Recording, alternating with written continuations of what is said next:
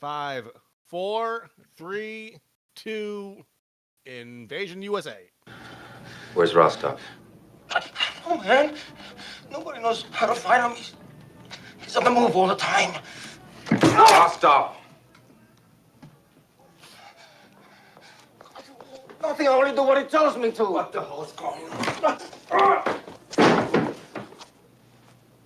If you come back in here, I'm gonna hit you with so many rights, you're gonna beg for a left. Oh, yeah? Hello, welcome to the Worst Movie Ever Made, an experimental movie podcast designed with one thing in mind, to find the worst movie ever made. I'm your host, Chris Hockman. I'm joined by my co-host and fellow mad scientist, Rob Scucci. Hey, how are you, and why are we doing Invasion USA? Hi, great. I'm doing awesome. This is our first Chuck Norris movie. Our 251 episode. I always lose know. count. What took us so long? We've done this every week since both of our second children have been born. And I forget how many weeks we're on. So we are on... Oh, wow. So 247? We were on 247.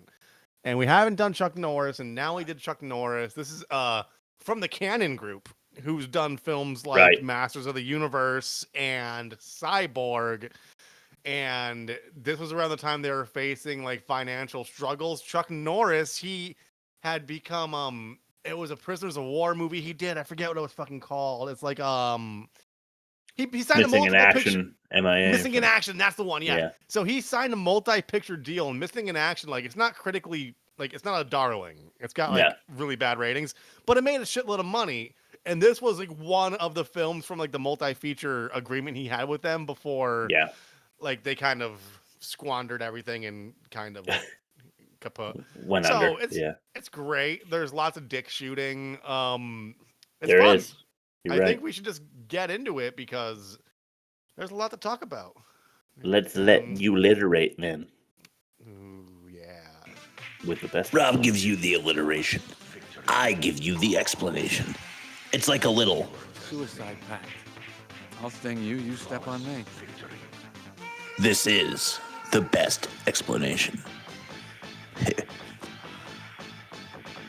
Naughty, nut-knocking nemesis, napalms Norris's nest. Norris nullifies with knuckle sandwiches, nasty nomadic NORAD networks, and never not negotiating. Wow. Very solid. Yeah. We don't even need him what anymore. What was the nut shot reference? A nut-knocking nemesis. Nut-knocking nemesis, yeah. Yeah. Nut-annihilating nemesis, maybe. Oh, annihilation. Yeah, just cut the A off and do your integrity cheat. Annihilation. Annihilation. Yeah. Nut-annihilation. All right, so do you want to talk about this, Chris? It's great because we're in the year 2026 of our Lord. So that's 41 years after this came out. And like we're against the Russians again, kind of. So this is kind of prescient. True. Depends on who you ask these days, but I think his first name is Matt, right? Matt Hunter is summoned from the depths of the Bayou to combat his old foe, Rostov, the Russian cockshooter. What ensues? Why, endless shootouts and a conclusion. Yeah. That's it. Yeah. I've explained the movie. That's the entire movie. I mean, there's a little more to... So I was going to... There's a reporter who doesn't matter at all? Yeah, I thought there's going to be more of that, now that you mentioned Me too. But also, like, it's like, okay, we're going to do these weird, disparate terrorist attacks where we, like, bazooka neighborhoods and malls and, like, shoot refugees. And, like, no one knows they're connected, but that's going to cause a race war. Apparently. Like the whole point is like, well, if I do enough of these, they'll think it's the blacks or the Mexicans, and then Chuck Norris is like, well, I'm white, so I could handle this, and you're kind of white, and I could take you down, you know?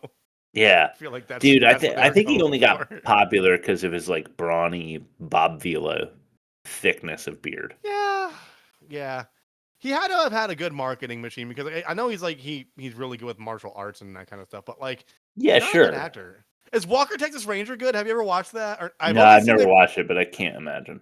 I've only seen like the lever on Conan O'Brien when they secured the rights and he just randomly pulled the lever and it'd be like Haley Joel Osment. He'd be like, Walker told me I have AIDS.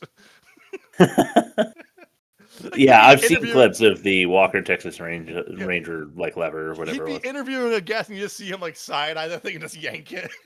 Like, interrupt the interview. Yeah, I remember that. That clip and the Uh, one where they cut out Arnold's mouth and then had an actor like behind Yeah, it just doing doing- the Arnold, like yeah, Yeah. those were my favorite segments. Oh, those were great. Okay, sure. so we got some YouTube comments, I guess. So we'll go through Let's do it. those. All right. You like jazz? Not really. But one thing I do like is reading the worst comments on YouTube. When will this nightmare end? I got some bones to pick, so I picked a few of them because there's a theme here, and it's like people unironically liking this. I met an Yeah. old lady in my taxi. She was 87, and she started talking about movies. She told me this was her favorite movie ever. I mean, that's a fun Wow. anecdote. I got no beef there. This is an American movie, not the garbage Hollywood produces today. And that just screams like Boomer or Gen X, like they don't make good music anymore. It's like, well, how come it's always like, how come they stop making good music specifically the same exact time that you stopped looking for it? Just Right. It's curious. It's curious. And There's always It's good weird shit. because your dad did too. Your dad Yeah. stopped right when the music stopped. The day Yeah, the music died, your dad stopped looking. Yeah, it's weird because like, I try to listen to all the records and watch all the movies, and it's like there's really good shit coming out today, and there's real garbage coming out today, and there's like really good stuff I haven't heard about or overlooked. Like 30 years ago, that sucks, and some that's awesome. Yeah. That's how it always will be. This should be a must-see every Christmas. Multiple channels should do 24-hour Invasion USA marathons. That's trolling. I'd be down for that. They're Chuck trolling. Norris, Saving America and Christmas from Terrorists ranks up there with other Christmas classics like Lethal Weapon and Die Hard. Yeah, well, I was just about to say that they're trying to thrive off of the is Die Hard a Christmas movie thread, you know. Yeah, but when did Die Hard People come out? argue that.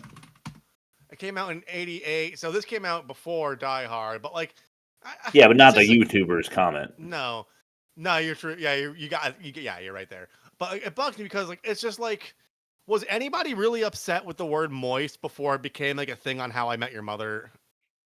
Like, does anybody have probably any not. personality?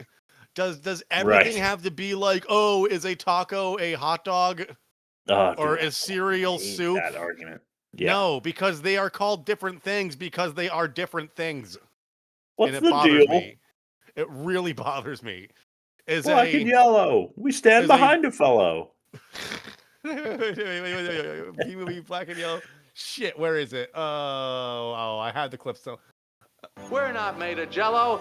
We get behind a fellow. Black and yellow. And then another good old days when action movies were truly awesome. I mean, I don't know, Hardcore Harry or Henry was fucking dope. That came out like 5 years ago. That was Yeah. Henry Rollins, right? No, Hardcore Henry is like it's a movie that's entirely in the first person, and it's just like a guy running through warehouses and just mowing down henchmen. Yeah, I And remember you never telling see him. me about it. Who's It's the fucking- actor?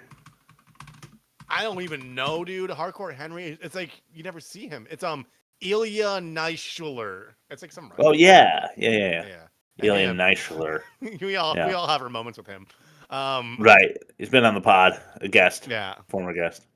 Yeah. Friend of the pod. Mm-hmm. All right, let's go to worst production. production. Production stuff to talk about. I think. We do. Yeah. We watched this movie and we were like, When will this nightmare end? this is the worst production.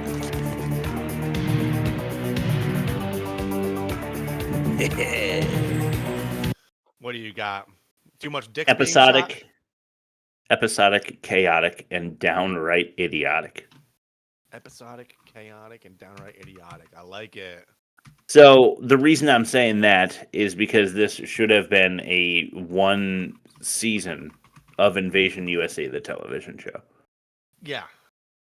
Because every episode happens in 20 minutes of this movie, and it's Hunter thwarting Rostov once again until finally he thwarts him for good. You know, it's him like showing up, and I don't understand how he ever knows. He doesn't get any good information from anybody. He doesn't No do any intel. investigating. Yeah. He just fucking shows up. He just apparates into the scene and starts fucking shit up. And I don't know how he does it. He follows the people that are like going after a bus full of kids with a detonator, which by the way was fucking hilarious. Yeah, When he they're just slaps it like on the driving bus. alongside. Yeah, and like some Russian dude's like leaning out and like barely like gets the C4 on the side of the bus, and here comes Hunter, Chuck Norris, right behind him in a giant truck because he somehow knows that they are about to attack a school bus on some random road in Arkansas, or wherever the fuck we are. Yeah. So he shows up. But it's always that. Yeah. He just shows up. He doesn't do any investigating. He just knows. Yeah. Yeah. He just it's a lot of plot armor, I believe is what they call it, ever since Stranger Things season 5. I think that's the term they used when things are just so convenient all the time.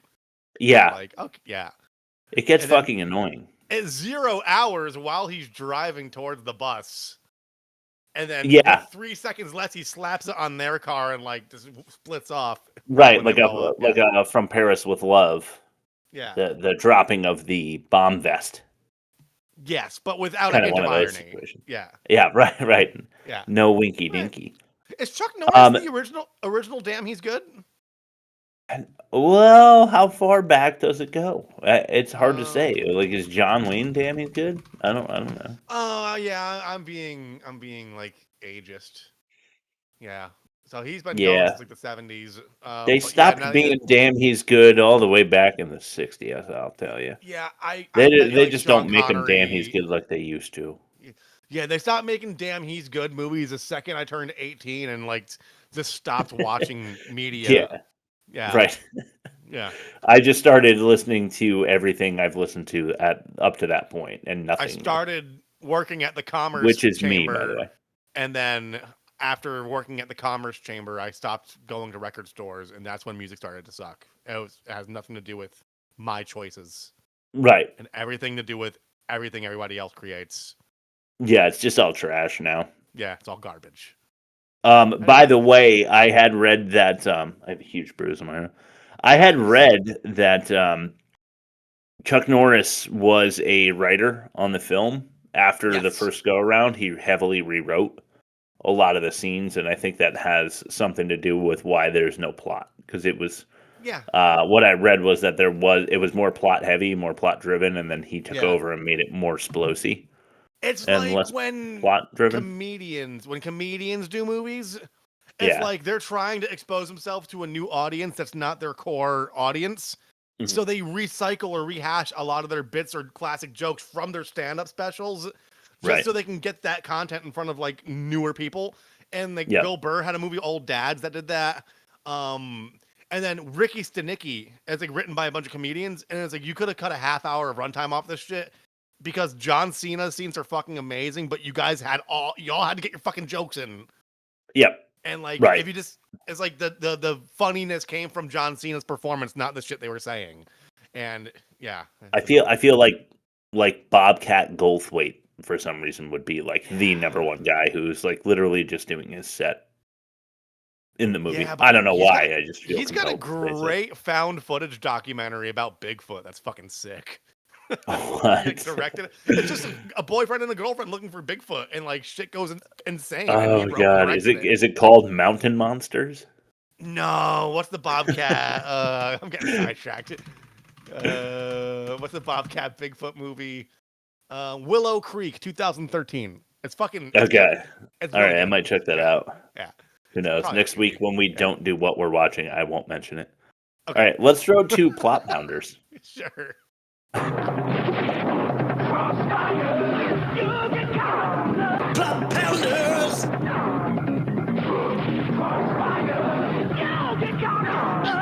Plot pounders!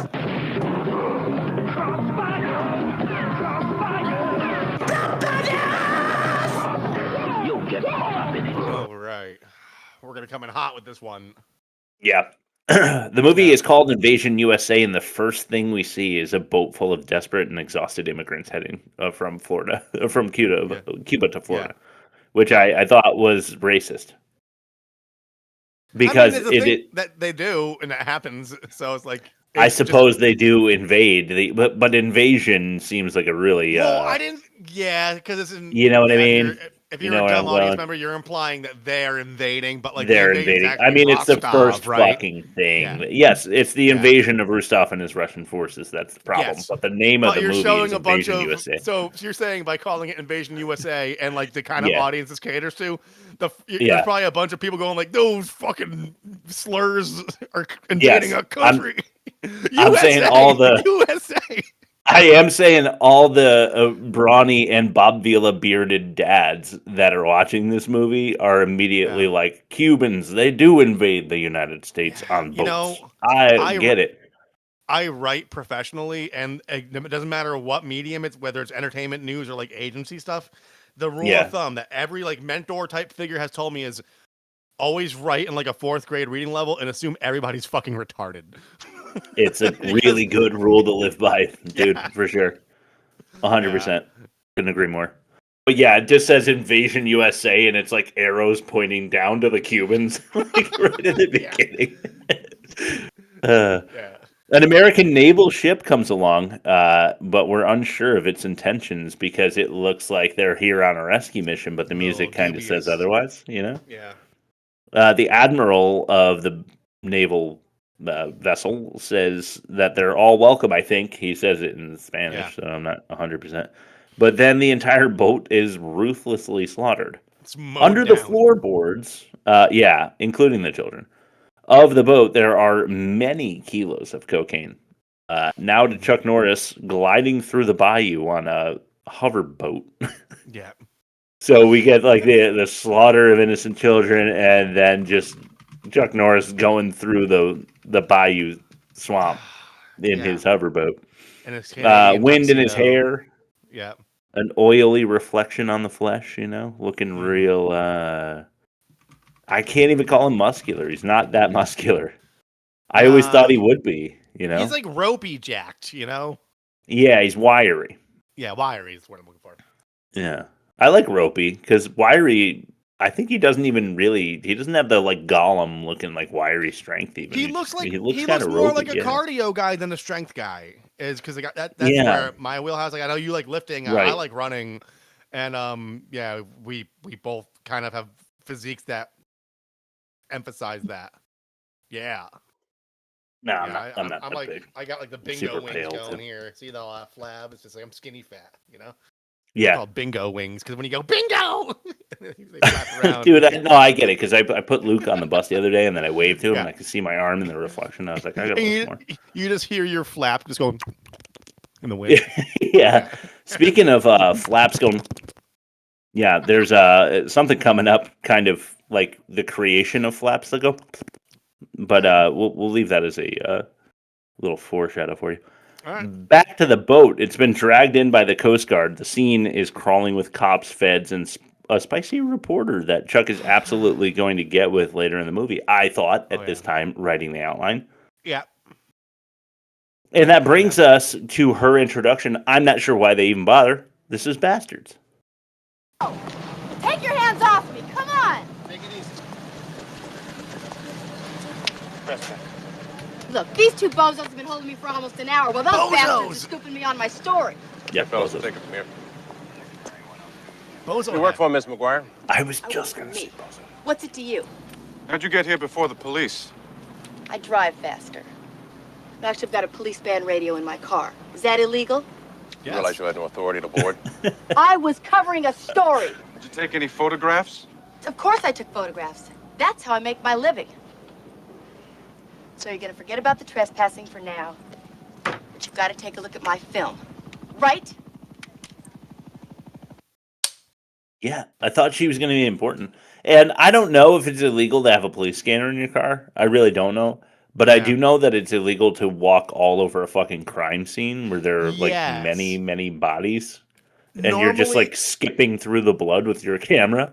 The press is the fourth estate, but like I think you need to like arrive in an official capacity and like get like access granted. You are not allowed to disturb a crime scene before police investigation begins. No, I'm especially certain when a of bunch that. of children have been machine gunned down. with a bunch Yeah, right. with criminal amounts of cocaine. Yes, yes, very, very much so. We go back to the Bayou where we find Chuck Norris wrestling a gator with his like old best friend. Yeah, which I thought was funny that like his best buddy is like a good 22 years older than him. Did you catch his friend's name, by the way? No. Guess. Can you guess? Shooter. John Eagle. Oh, it's really funny that you say that because I just didn't realize that he was the owner of the like barbecue joint. Because they go to like a hot dog place later and it says John Eagle's hot dogs or something like that. No, you're right. Shit, yeah. But yeah, so he's the John Eagle. He's yeah. John's looking great out there. Yeah. Well, honestly, yeah, it's like farm to table. Yeah. They're like gator dogs, maybe. Mm-hmm. Gator dogs, gator done. Yeah. Ooh. The malicious fake admiral is now seen entering a brothel / crime den with a briefcase. Yeah. And by the way, he looks like Skeletor. I know it's a little topical to say so because there's like a live action He-Man coming out. Yeah. Yeah. But he does look all fucked up. Like, I don't know, not like a burn victim, but like kind of like, like when you get a box of chocolates and they get the plastic wrap on it and then they like put the hair dryer to the plastic wrap. Shrink wrap, and it, and it shrinks to the size of the chocolate box. Like, I feel like they like put the hair dryer on his face, but like a little too long. Like it's like kind of crushing his chocolates, face line. He's probably face chocolate, face shrink wrap. What did I just say? But you know what I'm saying. I saw the Blippi episode, yes, when he goes to the chocolate factory, and they're like, wee, wee, wee. Right, yeah. That is directly referencing what I was thinking in my head when I was saying That's it. the first image I conjured up when he brought it up. 100%, yeah. And then there's also a great Instagram page that shows, like, the outtakes where he's just like, oh, super, and then, like, the owner of the business that, like, volunteered is just, like, sitting there, like, with their mental battery right. Because it's like take 100. On the verge of a complete collapse. Yeah. Yeah. Well, anyway, he's giving a crime boss some coke to test, and the boss, I don't know what the fuck I'm trying to say here. But he's giving him coke. The guy tries it in a very Pulp Fiction kind of way. He throws the boss's woman out of a window and shoots him in the weenie, which we have here, if you want to see. He does the Joker thing. He does the Joker thing from with the pencil, Dark Knight. But it's like, but it's like a snort. And smashes the straw to her. Yeah. Her little snort pipe. Yeah. So is this the aptly titled clip called PP Shooter? Yeah. Yeah. Okay. Yeah, it is. It's pea shooter. Like, he's using a pea shooter to shoot pea, plant. The pleasure is all mine.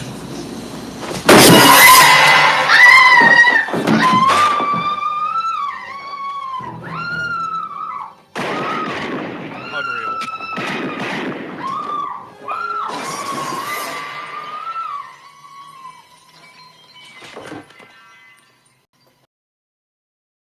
Oh, I see what I wrote now. Sorry for the pause before, but you're good. He's giving the crime boss some coke to test. The boss likey.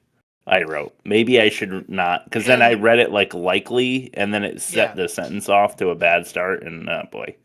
Now, I knew that Chuck Norris had a writing credit. I didn't know he overhauled it the way you explained to me. But at this point in the movie, it's safe to assume terrorist guy going after refugees who are smuggling cocaine. Right. Procures the cocaine. Goes to Flophouse to try distributing cocaine. Resell. Mm-hmm. And then there's never a mention of cocaine again. Am I correct to say that? No, there is not. And also, instead of selling the cocaine and making money, he just shoots the guy in the balls and leaves the cocaine on the table. So we're about 20 minutes into the movie, and it's just been a series of non sequiturs. Is that safe to say? That is Very safe to say. Yeah. Okay. You couldn't be Just safer. wanted to clarify for the audience at home who may not have the video feed. You can hit, like when you hit a home run in baseball and then you run Yeah. around back to home plate and the ball is like, in the street. Yeah. That's how safe you are saying that. Because, Okay. he's not getting Yeah. tagged out at home. Like you're just running around the diamond as a formality, so you get like Exactly. hear that siren going off and you can like fist pump. Yeah, exactly. Yeah. Got it. That's the Okay. kind of safe you are saying that. Cool. The guy at the desk I thought was funny. The guy at the desk, he goes up and looks at the scene and sees like the bag full of cocaine, and he swipes it and runs off. Yeah. But we never see him again. He's just a dude. Like, kind of want to see his side story. I'd watch like one episode of this episodic where we just focus on him and like what happens with the cocaine. That'd be pretty so cool. I'm thinking the plot heavy part that Norris eliminated had to do with that through line that just vanishes. Yeah. I want like a No Country for Old Men kind of like, side story where he like has the cocaine, but then the Russians are like, who the fuck stole our cocaine? And then go after him. And then he just dies a miserable death a few days later. He teams up with the guy who owns like the fruit stand that always gets ran over, but like the insurance company stopped paying out. God, so he's like, he's become like a Heisenberg because he needs to fund his family, but like he can't That's keep so sick. rebuilding his fruit stand. So like now he's going rogue. Dude, Yeah. we need to write this like comic where it's like every small business like bar and strip club owner They and fruit unionize. stand guy. Yeah, they all like fight back. They all become That'd like be small time crime fighters. But like the whole thing is like they're all really good at paperwork and that's their superpower because this happens to them all the time. Yeah, they're about to fight, but then they like mention the lawsuit that's going to happen to them. Did you file 8822B before registering that weapon Yeah. to the right address? 8822P. That's a good pull, bro. That's a good pull. Yeah. I usually my just say tax form- bylaws if I want to sound. My tax form references have always been out of control. Everybody knows that. Yeah, I do know that. Matt, I think, is Chuck Norris. I'm still not sure on the first name.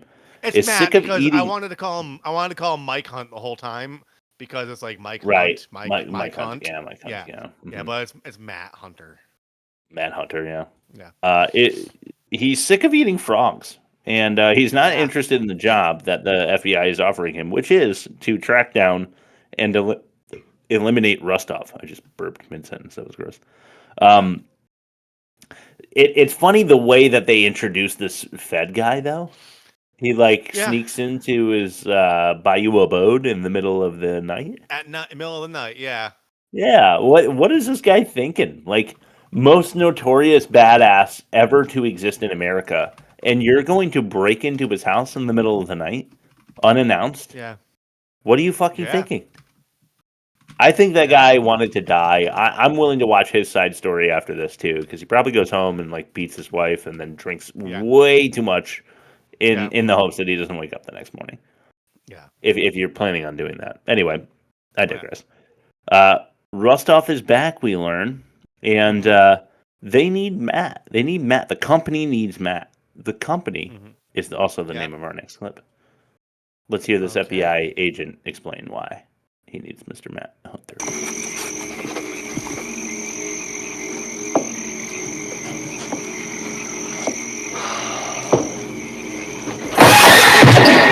I'm not interested.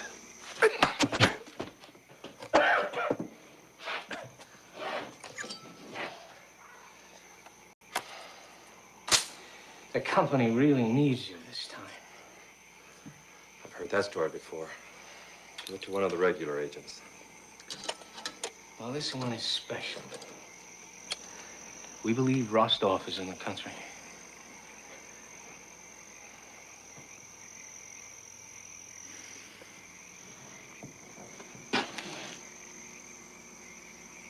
You should let me kill him when I had the chance. Now is your problem. Old blood. Chuck Norris needs to get back in there and shake the rust off. That's what I kept thinking. This guy's name is Rostov. It's gross. Yeah. Shaking the rust off of Rostov. Yeah. A government meeting between two countries is interrupted by Rostov and his big old bazooka.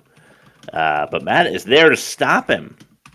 It's a flashback, a dream from Rostov himself as he wakes up in a cold sweat in some like room somewhere. His Russian mobster allies come in to wake him up and talk to him about the dream and how he's like kind of a little bitch for still having these like nightmares. Oh, you're scared of the little government man? Yeah, exactly. Kind of, the dream again, you little bitch. And Cheap.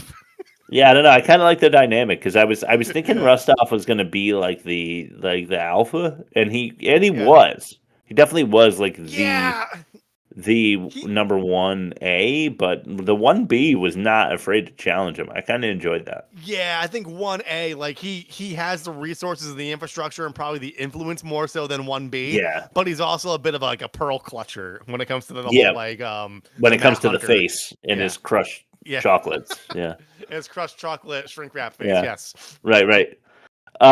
Rostov tells the other Russian criminal in the room that matters and he needs to kill Matt before they can succeed. Okay, so it matters that he wakes up in a cold sweat and he can't move on until he kills Matt.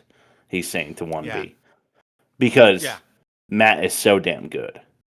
Yeah, he's just literally so wrote tired that. of looking over his shoulder all the time, and the only way he could feel inner peace to continue destroying America is by wasting every single resource he has as expendable, so he can actually do that. Yeah. Right, like all of his good working Cubans that he just fucking mowed down to get to the cocaine that they would have moved out of the way for. Yeah. They send out multiple swamp gliders to Matt's safe house in the middle of the marsh. Yep. And this small army includes Rostov himself.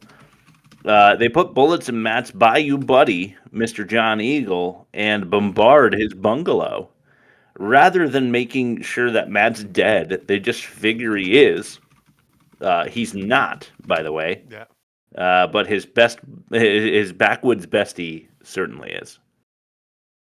Yep. So I guess we're supposed to feel bad that the guy that makes hot dogs like up the road is dead now, instead of helping Matt Hunter hunt down gators in the swamp. Yeah. I don't feel bad, but I think we're supposed to. So you could say multiple swamp gliders bombarding the bungalow, putting bullets in the backwoods bestie. How you would sum that up? Yeah. I went with a lot of these there for your entertainment, Rob. Years and years only. I had a clock. Yeah.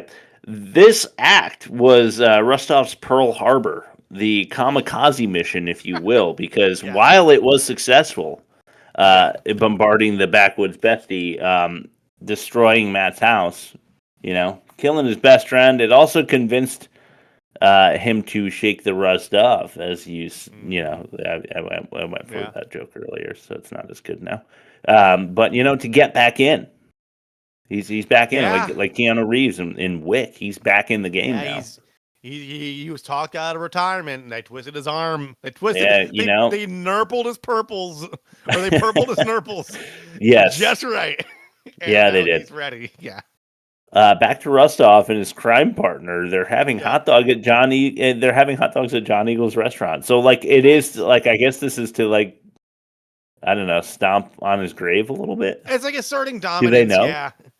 Do they know? I guess they do. It's like if you had a dog and you just whip your dick out and pee all over the carpet, and then push your dog's face into your pee to punish it. Is what he's essentially doing. Yeah, that's a good way to put it. Look what you did. The two are there eating hot dogs and discussing the movie's namesake, which is super convenient. Which is Invasion U.S.A. I mean, to say that they're talking about how they're gonna come in and kill everybody and cause a war and blah blah blah. The USA hasn't been invaded. Whites win again. Whites win again. With Christmas music, I thought that was pretty interesting. This is the first time we hear it. Yeah. It's at John Eagle's Bayou barbecue. It's little jingle bells going on in the back. Mm-hmm. But this leads us to our next clip, of which there are not very many in this episode. I'm sorry, this movie was fucking boring. I don't want to dish out too many of them for you. This is the two of them discussing their plans in Soft Target.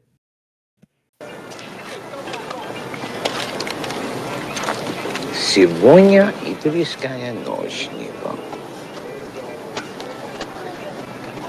America has not been invaded by a foreign enemy in nearly 200 years.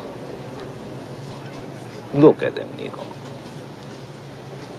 Soft, spineless decadents.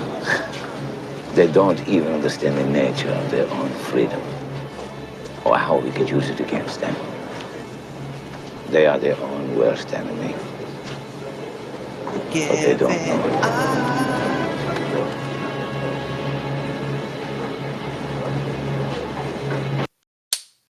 Yeah. So we go from that to two young lovers swimming out at the beach. Very Unnecessary. Yeah. very Jaws like, you know? Yeah. Two of them out there, and you think she's gonna get pulled under and like latch onto a buoy or something, but no, there's a different predator out, and it's 1B. 1B's at the beach for a Russian crime wave flooding the shores of America, so to speak. He's there to intercept on behalf of the Russians, and he just shoots them both. And then he looks at their little portable TV and like laughs at the programming. Yeah, he does. I mean, you know what? It's like the best part in The Departed with Jack Nicholson. Yeah. Yeah, I was like, is it Jack Nicholas or Jack Nicholson? But yeah, Jack Nicholson, Nicholson is when he. Yeah, I know, and I shouldn't ever get that confused as a movie buff, but I like golf too. He shoots two people in the back of the head, and then the husband falls first, and the wife like falls on a weird angle, and he goes, "Oh, she fell funny." She fell funny. Yeah, and it's like it's a cool line to show like how psychotic he is, because like it shows how routine it all is. Yeah, right, because just that angle like is not what he expected, you know. Yeah, it's like you must have, in order to know she fell funny, you had to have done this 100 times. Exactly, and like and this guy, it's kind of is mirrored here, and much sooner. So to their credit, like he's watching television, he laughs at like some show, and I was like, that's actually a good another shot. Day at the office. Yeah, kind of like that. So yeah, small scale invasion. I would call this small scale, right? Wouldn't you? Yeah. There's, I mean, how many U-boats were there? Like 4. So like 4 or 6. Yeah, I don't. 30 men to a boat. We got like 120 Russian guys like storming a U.S. beach. I'm not too worried about it, to be honest with you. Yeah. They're all drunk. They're not going to run straight. True. Yeah. I mean, you get 30 Russian guys in a U-boat. They're drinking each other's piss, which is straight vodka at that point. So they're just trading from one to another. Yeah. But yeah, so all these guys running through the beach with their guns and their hats and their cutoffs. I'm not judging, obviously, tonight. But they're all making lots of sounds like like all at once, and it makes like a really weird sound, which I want to capture for one of our clips. I thought it was really funny that in the Russian grunting sounds, you can also barely make out American cities. So here's one. This is Las Vegas.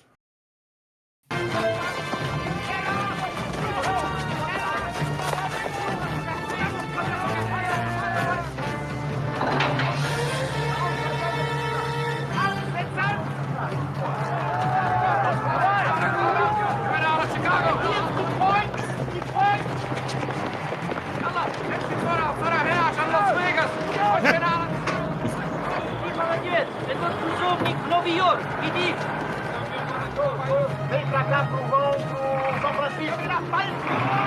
18 hours from now, America will be a different place.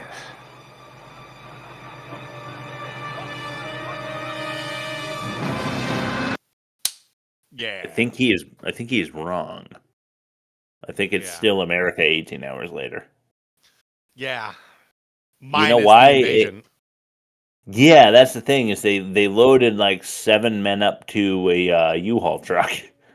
Yeah. We got the U-boats and the U-Haul, and it all gets split up, and like these guys just go to different cities to cause a little bit of Professor Chaos type stuff. They maybe a little mow little down an entire higher. suburban neighborhood with a bunch of bazookas. So that's kind of Okay, but that was Rostov though. That was yeah, like number one. yeah. These guys are like, I'm not saying that they're like tying everyone's shoes together at a diner, but I No, am saying that they're not doing much. They're swapping out the lobster bisque from table 6 with the Italian wedding soup from table 7. Hopefully Right. Causes turmoil. Causing general disarray, if you will. Yeah. So first target for Rostov and Company, a small residential neighborhood you just mentioned. He bazookas fucking everyone and every house. What a goddamn Grinch, dude. He just chooses some neighborhood and blows up every fucking house. But what's worse though, it's like I'm offended by that certainly, but what's worse is that everyone survives seemingly. Like the whole neighborhood, like everybody just like comes out and like starts singing Nabu Doris on their lawns, and basically. Then Rostov's heart just grows 3 sizes and then he dies of cardiac arrest. Right. I mean, he actually dies of asphyxiation because if he has to breathe heavy at all, his chocolates are too smushed. So he can't he can't really what's great? So he can't really breathe through it. When I was looking for the YouTube comments, it depends on what's available. Sometimes there's like a full free with ads version of the movie that has comments enabled or disabled. I went to the official trailer, and it's like plinky like Christmas music, and then like it fades out to like sinister. But it's like a little girl going like, "Daddy, can I put the star on the tree?" And then it cuts to like the bazooka shots, and then like the old school trailer announcers like, "In a world." It's fucking brilliant, dude. That's great. I fucking love that. Oh, good stuff. Well, he certainly stole Christmas. So yeah, there's no screaming or crying or anything. So it just makes for a really awkward moment. Uh-huh. And then we shoot over to the South Miami Community Center. It has some cops showing up to ruin the local dance party. Yeah. The cops, it turns out, are Russians. They don't even look Russian at all. Yeah. But they shoot everybody. Well, almost. Yeah. Because one of the people at the community center is our reporter who makes another appearance. So then more cops come to see what happens as the first cops have mowed down a lot of people. And the second wave of cops are received by like rocks and screaming and cursing and all of the stuff that you would expect because the first wave of police mowed everybody down. So obviously the community center survivors are upset with the police, thinking that the police did it in the first place, right? Yeah.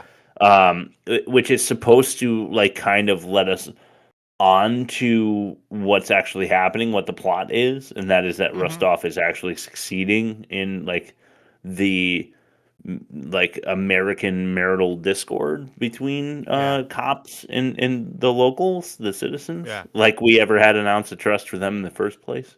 You know what I'm saying? Anyway. Yeah. So the reporter sees it all, takes some pics. Matt is in town, driving down the worst street in America because he's back in the game. Is Mr. Hunter? He's got his driving gloves to keep his hands nice and soft for combat later. He's got. Are they the same as his shooting gloves? His knife gripping gloves? They're multi-purpose. Yeah. Right. Okay. It's like those 17-in-1 shampoos you buy at Target, but it's like gloves. Chuck Norris. Yeah. Do you think he uses those gloves when he gets his pizza scissors?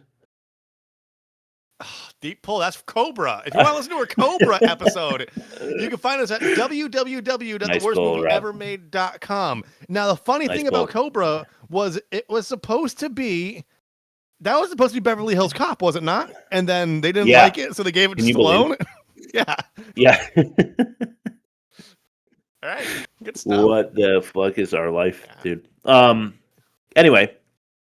Yeah, Matt's in town. He's driving down what has to be the worst street in America, right? I mean, he's going down the Miami roads. Hookers, he sees. Then gangsters, bikers, mafia guys, Yakuzas, Confederates, Nazis, barbarians. And then he finally lands. Okay, I'm exaggerating, but he finally lands at the strip club he was aiming for in the first place. Which then you're like, finally, there's going to be some like adult nudity in this movie. Yay, like because '80s boobs are just as nice as now boobs. Yeah, they are. Yeah, Boobs, and boobs. Matt heads into the local strip club to see his old friend, not boobs, and. I thought it was funny. Like the bouncer's like, "You're not coming in here unless you have a reservation or unless you're a member or whatever." And he just like has a beer in his hand, and then Chuck Norris just like squeezes his hand, and the glass breaks in his hand, and that's enough that he like gains entry. The other bouncers don't fuck with him or anything. Yeah, like he was just like a super douche to one bouncer, and what would actually happen is that they would all try to fight him. They jump him immediately, 6-1. Yeah. Yeah. I mean, the good thing they didn't though, because it's Chuck Norris. The thing that bugged me is when he was driving. Like, you brought a point I didn't think of until just now. It's like when there's that many different like groups of like prostitutes and like pimps and like crips and it's like gangs are territorial. There wouldn't be that many different disparate gangs on that one stretch of road within because 100 meters of each other. Yeah, because this is their turf, that's their turf, and like they do respect that, even though they have rivalries and stuff. As long as they respect like their code or whatever. Second, when he drives by the prostitute, she's like, "You fucking pig," and it's like he's not even in the same like planet as them. Like they're like yelling to the camera, and then it cuts to him in his car with his windows up.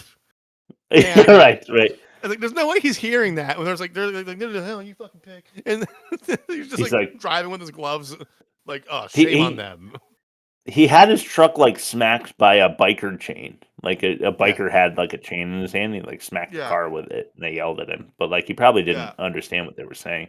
I do think it's really funny to imagine though, like a biker gang that only has like one like strip of sidewalk, and that's their territory because they're like such a bitch little unit of biker gang. That like they literally only have like one tattoo shop, and that's their whole territory. Yeah.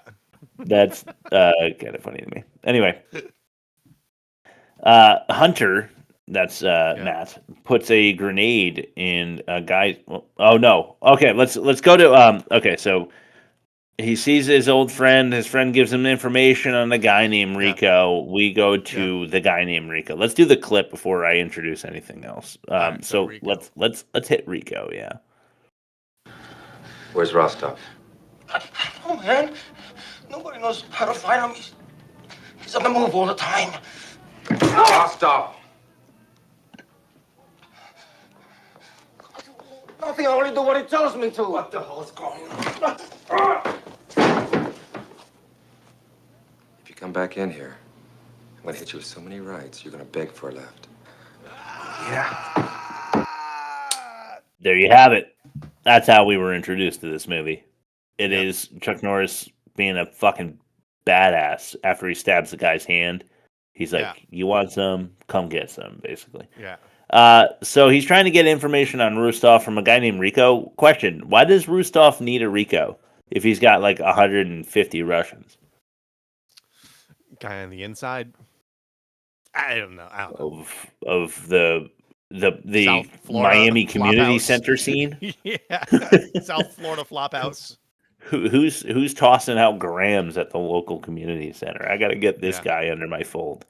I gotta get him on my distro team. Right. So some like big muscly guy comes up, and Chuck Norris just kicks the shit out of him. And I don't mean like beats his ass. I mean he like front kicks him into a door frame, and then they're all like, "That's scary." But one guy can't run away because his hand's already stabbed to a table. So Hunter takes out a grenade, unpins it, and puts it in the dude's hand. And he says, "If you survive this, tell Rostov it's time," or whatever. "It's time to die," I think he says. Yeah. But it's kind of funny, though, because like the guy is like, "All right, well, I'm just going to, instead of like holding the grenade that's going to blow up and kill me, I'm going to throw it out the window." So that's what he does, and it lands in the guy Rico's car, and it blows up. Yeah.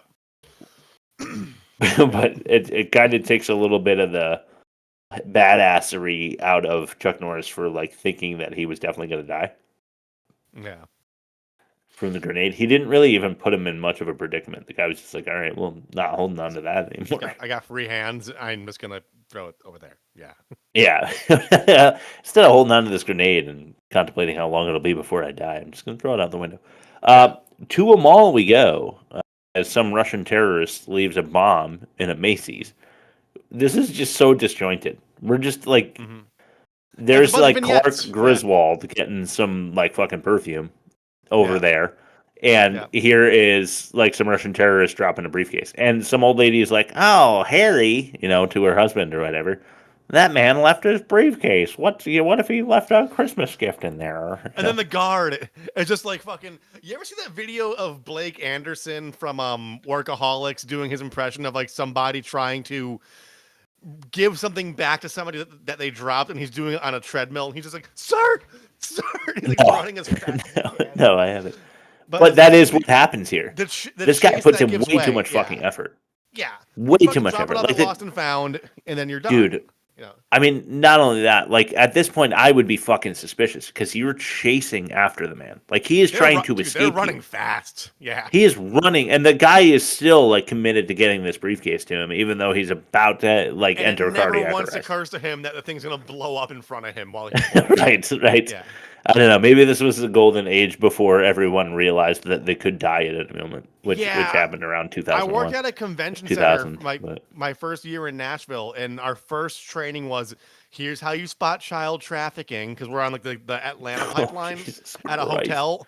And here's what to do if someone starts fucking open firing on you and your coworkers. So that was my first day working. Yeah, you were like in the tornado alley of child trafficking and potential shots fired. Mass shooting. Yeah, because it's fucking like they had Comic-Cons there and shit.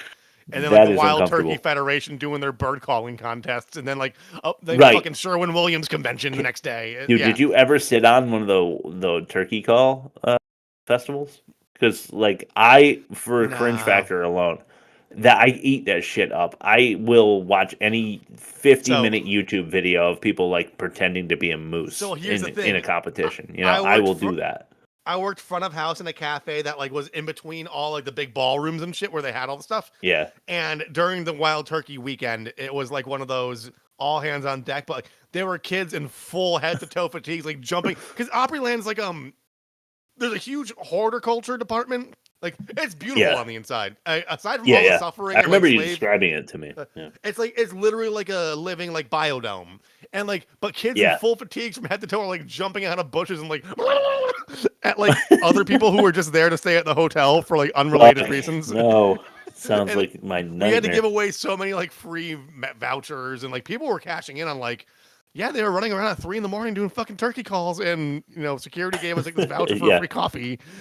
Right. I mean, 3 a.m. turkey calls. It's simulating the real thing, though. Yeah. I think they do that. They sound accurate. It's crazy. I know we're on quite a tangent here, but do you ever have hobby horsing? You ever see hobby horsing? No, but I feel like that is the funniest fucking shit I've ever seen in my life. I cannot look away if I see hobby horsing. I have to watch. Again, I just have to watch the entire video. Is that like a best in show thing? Is that like a best in show, like the dog shows with ponies and horses? So it's the one where they like literally have a horse's head, like a stuffed animal horse's head on a stick. Oh, and they gallop themselves, and then they try to like clear poles, and then like have the most convincing gallop, like as if they are on a horse. Yeah. Okay. Yeah. But they are no taller or anything. They're just holding a stick with a horse's head in front of them. So are like the girls that grew up being like fake horse girls? Do they also have really weird gums? Yeah, they just like horse girls always have like no, weird they gums. definitely have like horse gums. Yeah, because there's just like too many humans have banged horses in their past. Like there's some kind of genetic cross stream where like those horse girls like actually have horse DNA or something. It's gotta be. Anyway, where were we? No fucking clue. Rob, I think we're doing a podcast. Did you remember that? Because I forgot for a minute. It was about turkey calls. That's where it all started. Yeah. Grenades Yeah. and turkeys, I think it was called. Yeah. So eventually, he heads to. Okay, so I gotta find my spot, dude. We were on the briefcase bomb. We We were on the briefcase bomb because I talked about the place where they train me to look for active shooters. So that's. I mean, I'm there. I think I'm there. I was saying the mall and the bomb and the Macy's. Yeah. Okay, so here's the point from earlier that we're talking about. Somehow Hunter knows where they're going to strike, and he drives into the mall with his truck. Yep. And he takes them all out, no problem. Yeah. Luckily, it's a stormtrooper trope where all of the mall terrorists can't hit him. Like he's shot at 1,000 times in this movie and never hit. Yep. Good thing that they all have terrible aim. Yep. So they steal a truck to get away from Hunter because he's that badass, but he steals a car. And he pulls the reporter in with him, and I'm like, oh, here it is. Here's the time where they hook up. You know, they're gonna drive away from the scene, and then they're gonna bang or whatever. So they go terrorist hunting. Eventually, he off-roads a truck and throws a grenade into it. For good measure, and it blows up, but it blows up again because double. Grenade and off-road. Rostov is not happy. So we get a little scene here where we get his MO back in the flesh, so to speak. This is the flaps that go blah, blah, blah, blah conversation we were having before. He's going to make some more of those in barrel cocked. Is that what I call it? Yes, let me pull that up. Barrel cocked. Barrel cocked. Yes! But he was there, and you're not. That's a good abuser. There is only one way this could be. You talk to him. What did he say? What did he say? He told me to tell you. It's time to die.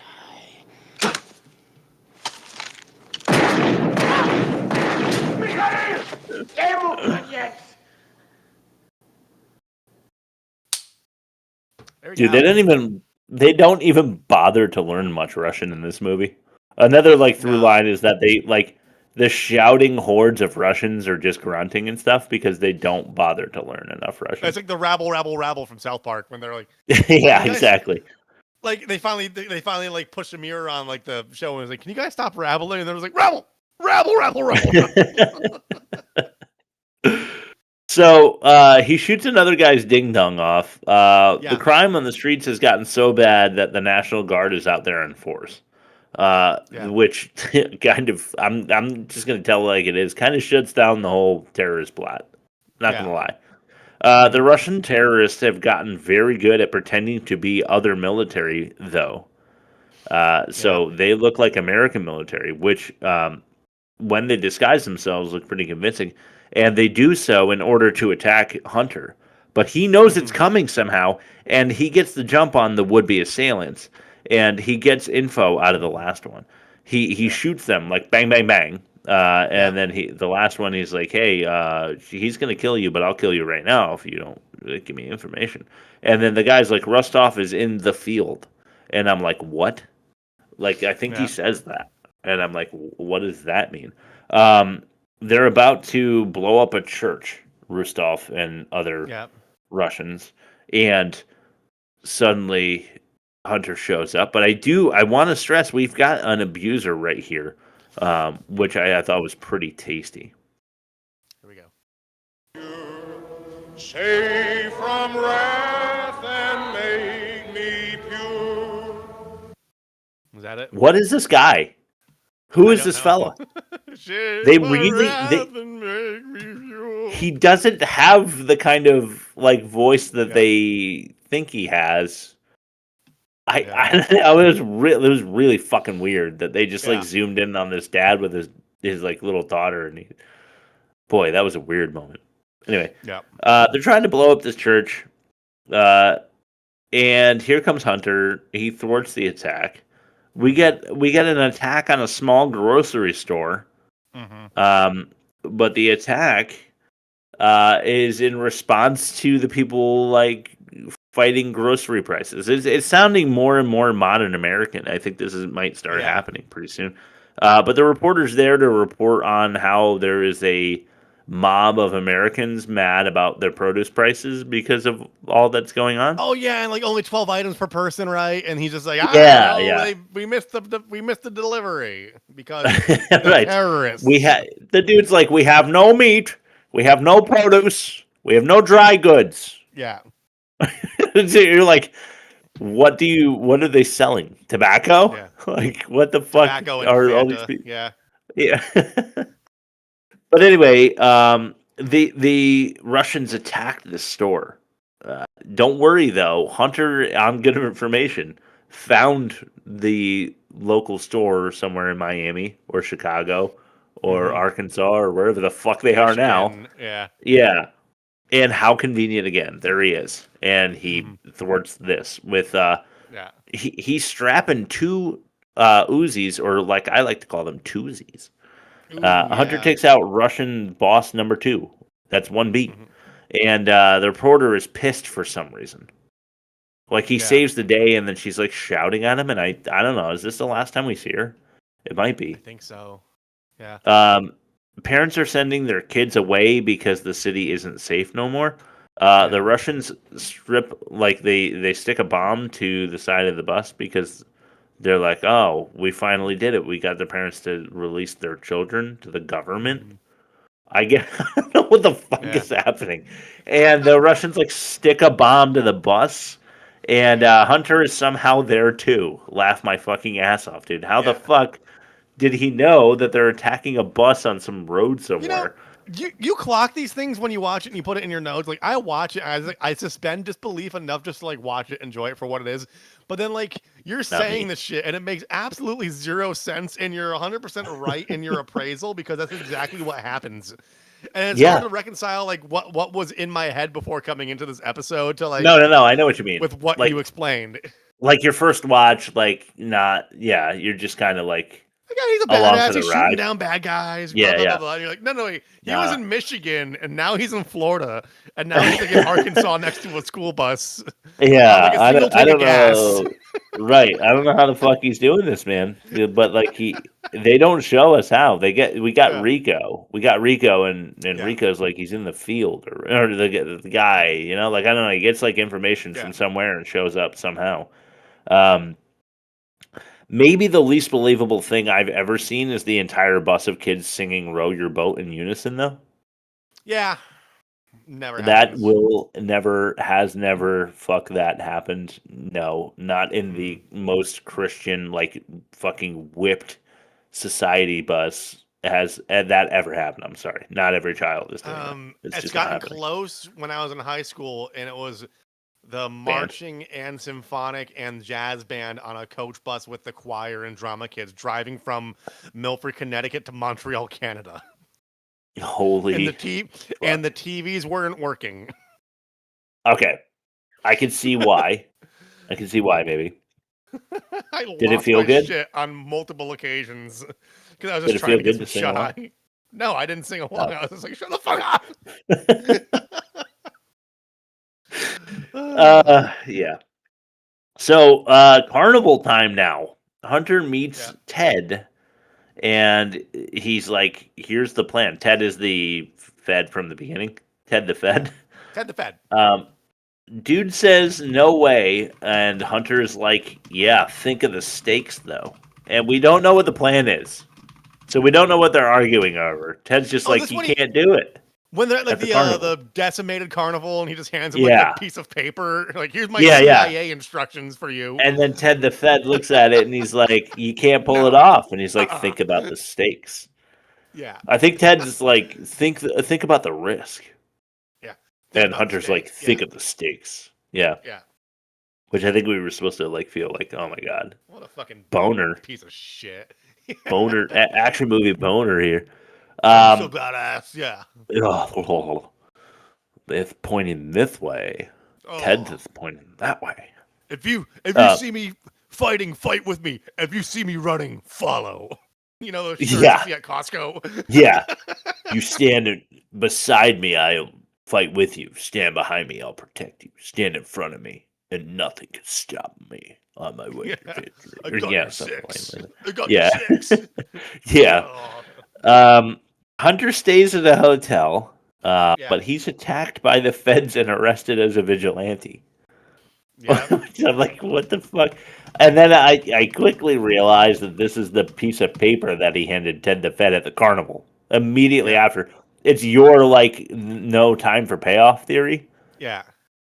Like, if this happened, if he was like to Ted the Fed in the beginning in the cabin, was like, I have a plan for catching Rostov, and he handed him a paper, and then Ted's like, you can't pull it off, and he's like, think of the stakes. And then at this point in the movie, at the end, he gets arrested for being a vigilante, and it was the plan the whole time. Then it would have been a fucking cool movie, dude. Here's a deep pull because I know the movie he was watching because I reviewed it before for work. Oh shit, really? So the UFO movie? Yeah, so he's watching 1956's Earth versus the Flying Saucers. So like all this shit happens. Like, I just need to watch this fucking sci-fi movie. Yeah, like I right gotta now. watch Earth versus the Flying Saucers. It's just I haven't seen it in years. Yeah. My dad says it's the last good movie ever made. The feds arrest him as a vigilante. It's a Rostov trap. It's a Rostov ruse, if you will. Let's see if it works. The reporter is at a media gathering, and Rostov is watching too. As they talk to Hunter the vigilante, Rostov is doing the like villain watching from TV at home, like going to definitely smash the TV with his hand or foot or shoot it or something. Shoot it, yeah. Yeah. I'm really trying not to zone out, and there are explosions and stuff happening, and I shouldn't be so bored. I wrote, also, most time ever spent zoomed in on detonators in a movie because I was really bored at this point. So I realized how many times we look at a detonator like close up because there was like 6 at this point, and I was like, holy shit, so many detonators. Like they really like the way that looks. Which is weird because it's just like a box with a switch on top every time. It's just like different color. Pedal. Yeah. Maybe there's like one more button. It's just like, it's like. Yeah. Oh, you just flick that switch and the bomb goes off over there. Tons of Russians invading a building, and I'm not even I'm just like so zoned out that I don't even really know what's going on. But I do figure it out. They're there to get Hunter because Rostov realizes that he's been trapped there by the feds. Yeah. And he's gonna run in there and kill everybody, including the vigilante Hunter. Right. With perfectly symmetrical squib patterns all along the walls. You notice that? Yes. The bullet holes are just like perfectly like. Yeah. Insane. Like even intervals. Even though the 6 foot like blast holes were pretty much the same too.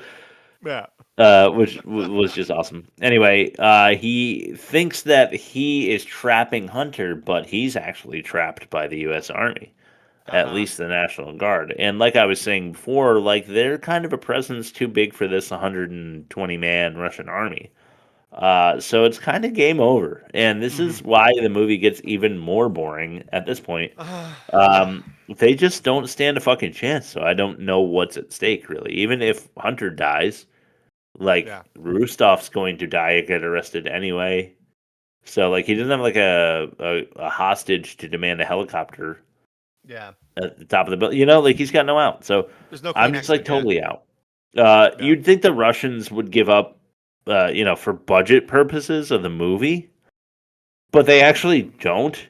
And there's a giant shootout that happens between the 100 Russians and the U.S. Army, including tanks and bombs and helicopters. And I'm like, what the fuck are you doing spending like $200,000 on the scene when it doesn't fucking matter because they obviously can't win? Yeah. Then I see Chuck Norris coming after Rostov, and he's got some, way too tight Levi's. He's got the full body denim because that was like the brawny Canadian tuxedo, beard dad, Bob Vila look. And it's way too tight. Like I don't need to see I guess Rostov is kind of excited about this because he knows exactly where his target is in those denims. Do you think? If you know what I'm saying? Do you think Hunter got like zipped up like in that scene in Dazed and Confused where they got to use like the pliers to zip up the skinny jeans on the chicks? I'm thinking, yeah. He's just laying down with his legs up and his buddy's like, suck it in. It's like A Christmas Story. Like when she's trying to get him ready for the snow. Yeah, trying to get him into those pants. But Rostov definitely excited because he's got his target. He can see right the crotch, there. Like the right entire the outline is there. Finally, after much to do, we have our final shootout between Rostov and Hunter, and it just sucks.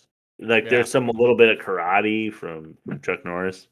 But it just sucks. Rostov gets his ass kicked, and just before Hunter finishes the job, Hunter decides to do the Batman like instant disappear because he can apparate.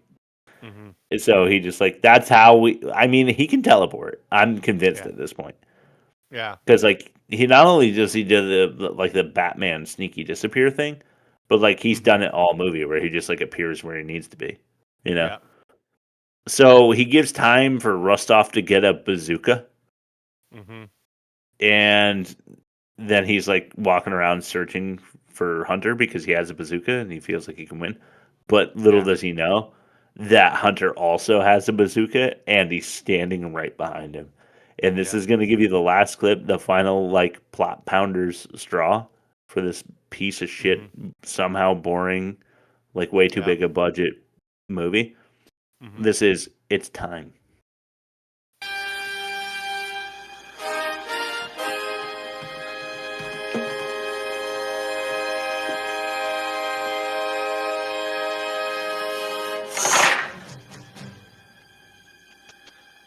It's time.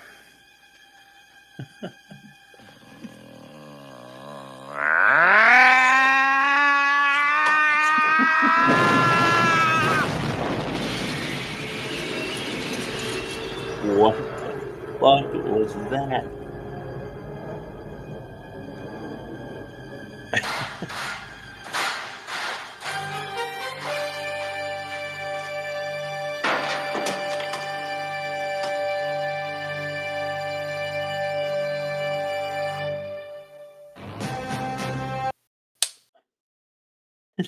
And the credits roll.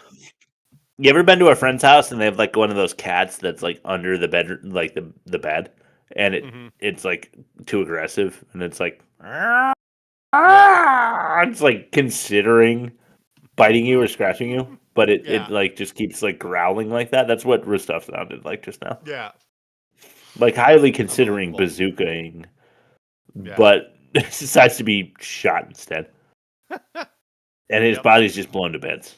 It's pretty amazing. Anyway, let's throw it to the offensive minigame. Sure. Well, how do you feel about offensive minigames? Oh, don't just get me psychotic. How about a suicide pact? All right. Vampire princess punishes napping pussy person. Okay. Or killing Cuban kids over Coke. That one, the one where the kids are murdered, is the really? thing. You think that's worse than a vampire princess punishing a napping pussy person? Pussy person. Yes. Okay. All right. Back to Blood Rain. Michael and Michelle's melancholy, or Matt Hunter materializing. So like the melancholy, you mean like not giving a shit with their acting? Yeah. It's that. Michelle's accent and Michael Madsen literally not giving a fart because blowing through coke and gambling money and just showing up on set to pay off his debts. Yeah, exactly. Yes. So he doesn't lose his thumbs. Yeah. Correct. Okay. All right. Rain's ridiculous resignation, or quick dick trigger. Quick dick trigger. Yeah, I agree. Okay, I mean, he shot a lot of people in the dick, and I don't think you're supposed to do that. It's not cool even once. No, he does it like 3 times or 2 times. I would, if I'm gonna die by gun, I'd rather it not be bleeding out of where my penis used to be. Out of my dick hole that's not a dick hole because my dick hole was blown off and now there's a new dick hole. Yeah. Like you've made me a woman just before my time of death. That's a hard way to go. Can't even stroke one out when the DMT hits. You know? Yeah, right, exactly. Which is only a few second window, you know. Yeah. So you got to be quick. Yeah, be real but quick. It's not even an option. Yeah. All right, so Invasion USA, obviously the more offensive movie. And thank you for that assessment. Let's throw out 2 bad credit names.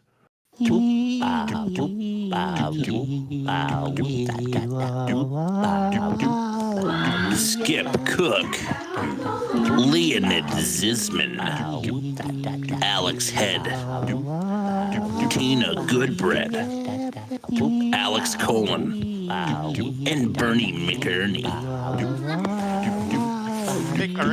Bernie McErnie? I'm sure it's McErnie.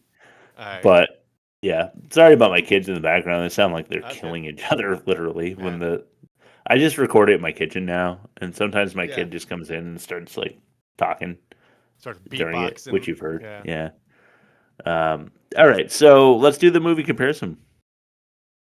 You can just start backing up, honey, because I believe you're about to hate it. And we're about to compare the movies. You like jazz? Blood Rain or Invasion USA. We have the production Accents and Apathy. Kind of just touched on that for Blood Rain. Or Episodic, Chaotic, and Downright Idiotic for Invasion USA. I still think Accents and Apathy is worse. I agree.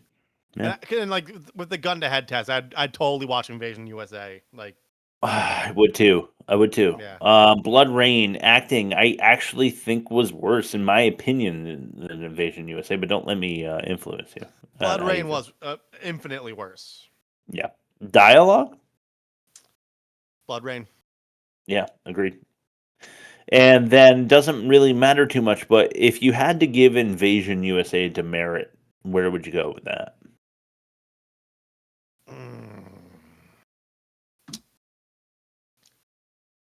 Boring. I think like that's what you said, and I kind of agree with that. Now that you like, it's exciting. There's lots of explosions and like cool shit to look at, but like right, it ought to be. But it's the kind of exciting where you just feel like your endorphin sensors have been stretched to the max, and you're just you just can't feel anything anymore. Yeah, it's like it's like going to like a theme park with your kids in the middle of the summer. It's like right. It's supposed to be an enjoyable experience, but you're so overstimulated that when you get home, you're like, I feel like I ran a marathon and I'm sad. Yeah. Right, exactly. Because even the line for like the one like snack that place sells was too long, and we were already over it, and it's like I'm just not gonna get like that special hot dog, and I'm just gonna go home. And my kids are thrilled and they're happy, and everybody loves me. Yeah, because they got their snow cone. Yeah, it's just fucking ice with like color. They got their $19 lemonade with the real lemons, and they didn't even like it, and they threw it out. And you weren't into lemonade, so it was just like it's bought sustenance that's just going in the garbage, and like you just come home like a shell of yourself, and everybody else is just smiling. You got the 4-pound turkey leg. You took one fucking bite and threw up, and you hadn't even ridden a ride yet. Yeah, now everybody's crying. Yeah, and I feel empty inside. And Dad is giving himself like the Rostov, like undermeat flaps in the bathroom with a pistol. Yeah, yep. You know. Yeah.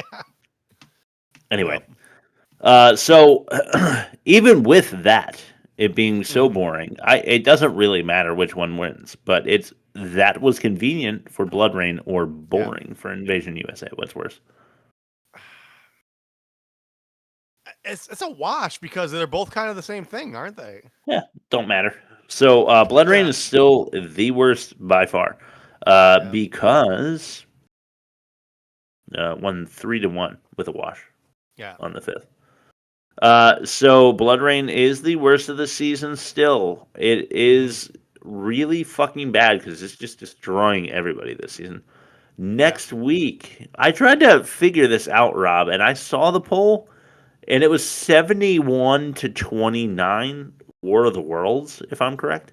Yeah, no, you're I tried to figure out what like the lowest ratio was, and the internet told me that we had to have had 100 votes because Yes. there's no way that we would have gotten 71% to 29 unless we had 100 votes. If you're a mathematician out there, you tell me. But I'm going to go with we had 100 votes and 71 people went with War of the Worlds. Yeah. And it lost to, it beat out my choice, which would have been Cybernator. It's so white. God. His face is so white, you're not going to see it. It's like a weird robot dude with like vinyl tubes from Lowe's being his hair. Right. Yeah. The one that you smash across your buddy's back in your backyard wrestling promotion. Yeah. So, War of the Worlds with Ice Cube is said to be one of the worst movies ever made. Yeah. I've heard nothing but horrible things about it, and it's relatively recent. I think it's the only real shot that we have at dethroning Blood Rain at this point. Yeah, it's got a 2.5 on IMDb, and it's got which means it's really fucking bad because IMDb does not rate below like a 4 unless it is just total it's got a trash. 4% on Rotten Tomatoes. That's Christmas with the Cranks territory. So that's where we're at. It's a heavy hitter. Yeah, it's a heavy hitter. Mm-hmm. For sure. All right, Rob, plug us, and then get going. www.theworstmovieevermade.com. Hey, we're doing a lot of clips on TikTok, Instagram, and YouTube. Yes, we are. We're using Opus Clip, and then I could go on this thing and I can just fucking boom, boom, boom, all at once. I am planning out a week ahead. I plan to be a week ahead on this shit forever. So we're doing little bite-sized clips on all of the media platforms, but also we're on Spotify full video, YouTube full video. I got to double check with Apple. I think Apple Podcasts, which we're also on, is going to start doing the video feed that we have on Spotify. I did the paperwork. I just never got like the email saying, "What are you doing with your face? Are you trying to break out of your chocolate?" I was just trying to see how close Rostov? it I wanted to see how far behind I was. But it's good. Much better using a different computer. Yeah, so basically go to www.theworstmovieevermade.com. You can email us, you can find us on socials, you can find us at wherever you listen to podcasts. We're there. If you don't find us, we'll find you. Chris, what's your last word? Bullet for your undermeat. Bullet for your undermeat. Okay, and I'm going to play us out with, I'll just do the one shot. What's this one? All right. There you go. Thanks, Jay, Jamaeve, JK, Slow Drip, Midge McKay, Joanne, Jeff, Dustin, Dr. Ezekiel, Kendra Crump, and Kayla, I guess. Bye, Joe. It's weird. We had like an overflowing mailbag for like an entire season, and then we have not been mailbagged. So if you go to www.theworstmovieevermade.com, you can email us the movie title. We do what's called a mailbag episode, and that means when you email us, we will do the movie that you email us and say to do. We've done good movies. The music's over, right? We've done bad movies. Punch us right in our mailbag. Punch us in the mailbag. All right. Bye, Jelly School. Shoot us in the mailbag like you're Rostov. Ta-ta. Bye. All right, let's get the fuck out of here. That was good. That was fun.